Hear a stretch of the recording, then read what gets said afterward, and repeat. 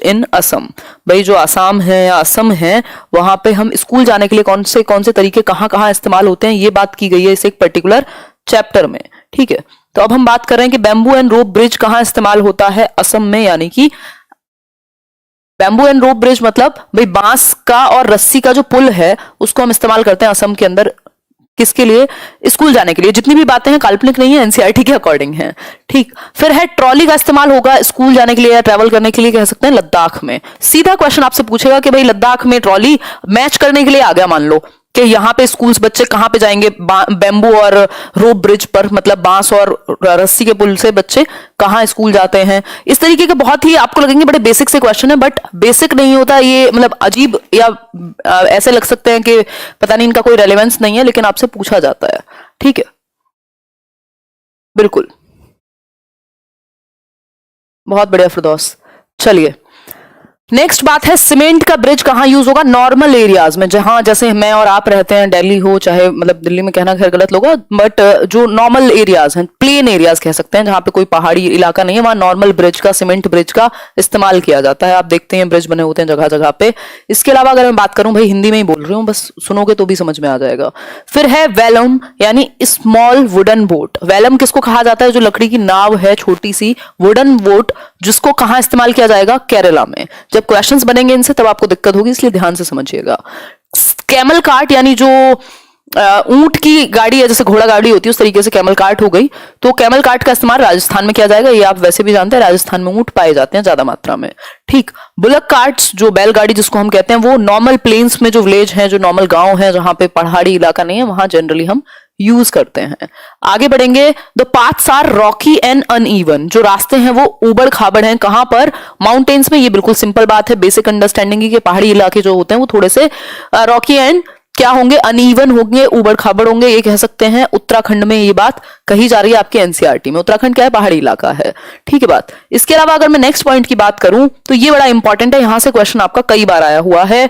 जो बर्ड है, जो पक्षी होते हैं, उनकी जो आंखें हैं वो उनके हेड पर होंगी, या कह सकते हैं ह्यूमंस के मुकाबले, मनुष्यों के मुकाबले ज्यादा ऊपर होते हैं या सर के पास ज्यादा होती हैं, जिसकी वजह से वो एक टाइम पे अपनी दोनों आंखों से एक जगह पे फोकस कर पाते हैं, फोकस अच्छा कर पाते हैं। बट बाइपोलर जो विजन है, मतलब बाइनोकुलर विजन जिसको हम कहें, दो तरफ वो ज्यादा नहीं देख पाएंगे, एक टाइम पे एक जगह ही फोकस कर पाते हैं, और बहुत तेजी से रैपिडली उनकी आंखें फोकस करती हैं।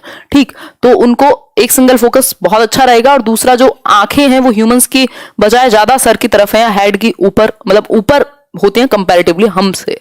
दूसरा एक इंपॉर्टेंट पॉइंट, जो कान हैं पक्षियों के वो दिखते नहीं है, बट फीदर्स से कवर होते हैं, यानी उनके फर जो है उनका उससे कवर्ड होंगे, और इसलिए वो दिखाई नहीं देते, बट होल होते हैं, जो होल जो भी कहें आप, गड्ढा कहना चाहें, वॉट एवर इट इज, तो होल्स हैं जो फीदर्स से कवर हैं, चाहे फिर वो लिजार्ड हो, चाहे फिर वो क्रोकोडाइल हो।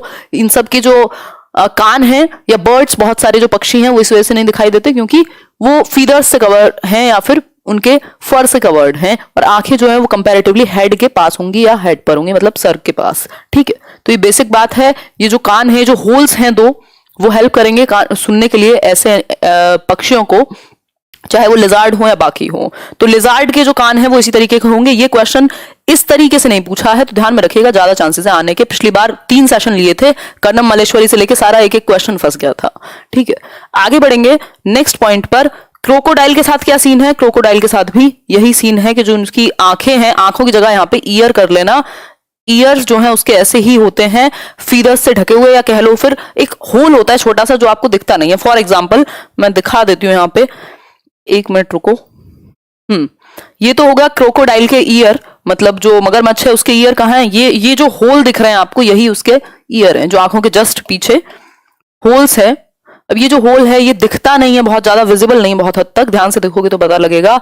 ये ईयर है और आंख क्या है? सर पे है, ये कह सकते हैं। ठीक, इसके अलावा अगर मैं बात करूं तो जो दूसरी हम बात कर रहे थे, बर्ड्स के जो आंखें हैं वो किस साइड होंगी? तो सर की तरफ ज्यादा होती हैं, मतलब सर के ऊपर कह सकते हो। तो ये जो है आप देख पा रहे हैं काफी हद तक, मतलब एक टाइम पे एक ही ऑब्जेक्ट पर फोकस करते हैं। ठीक है, ठीक है बात। आगे बढ़ेंगे नेक्स्ट एक पॉइंट पे।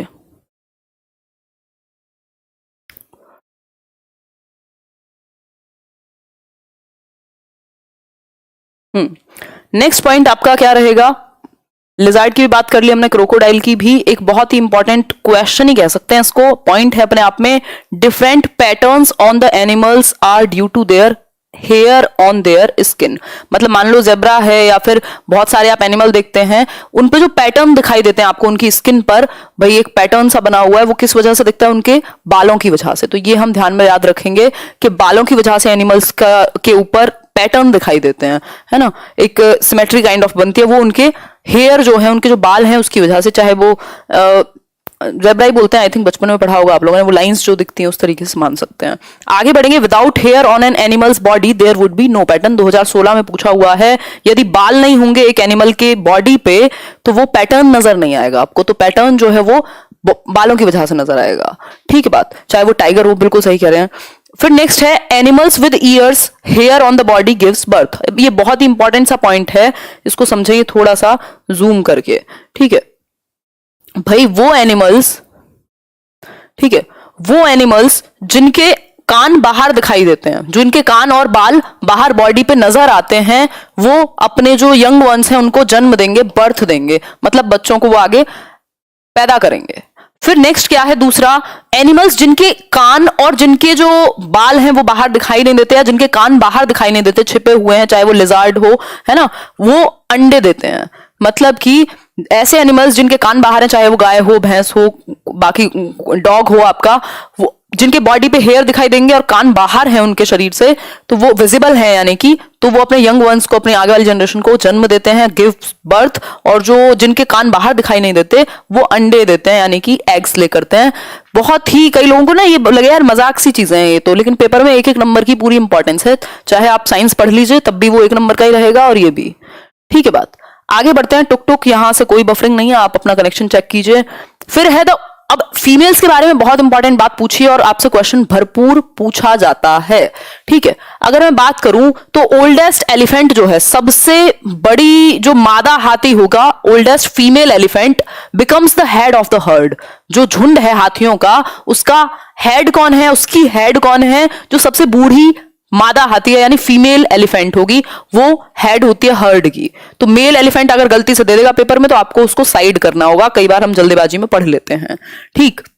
और इंपॉर्टेंट चीज क्या है, जो एलिफेंट हर्ड है, यानी जो हाथियों का एक झुंड है, वहां पे मेल मेंबर नहीं होते, फीमेल्स ही होती हैं। जैसे ही मेल मेंबर, जो नर हाथी हैं, वो 14 से 15 साल के होते हैं, वो हर्ड छोड़ के चले जाते हैं, यानी कि they left as they turn 14 और 15, 14-15 साल के होते ही जो हाथी हैं या जो मेल हाथी हैं, नर हाथी हैं, वो छोड़ के चले जाएंगे, हर्ड झुंड में नहीं रहेंगे। झुंड में फीमेल्स रहती हैं, और उन फीमेल्स में भी जो सबसे ओल्डेस्ट है, सबसे बूढ़ी हाथी है या व्हाटएवर इट इज, वो इनकी हेड होगी, ठीक है बात। तो ये एक बेसिक बात हुई। आगे बढ़ेंगे।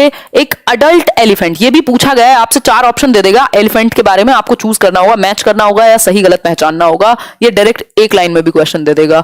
N adult elephant can eat up to 100 kgs of leaves and twigs in 1 day।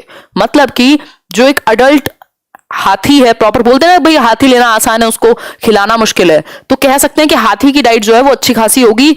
100 kg तक, मतलब 100 kgs of leaves and twigs, जो पत्तियां और जो भी झाड़ फूस व्हाटएवर इट इज, जो भी वो खाता है, 100 किलोग्राम तक खा सकता है। जो आपकी लीव्स हैं, जो पत्तियां हैं, और जो भी जंगल में अवेलेबल होती हैं, बाकी टहनियां वगैरह, इन सबको, ठीक है। हिंदी में अगली बार से ट्रांसलेट कर देंगे, जो लोग हिंदी की वजह से दुखी हैं, अदरवाइज तो आप सुन लोगे, तो इतना तो यार बेसिक इंग्लिश आप सभी पढ़े हुए हो, ठीक है।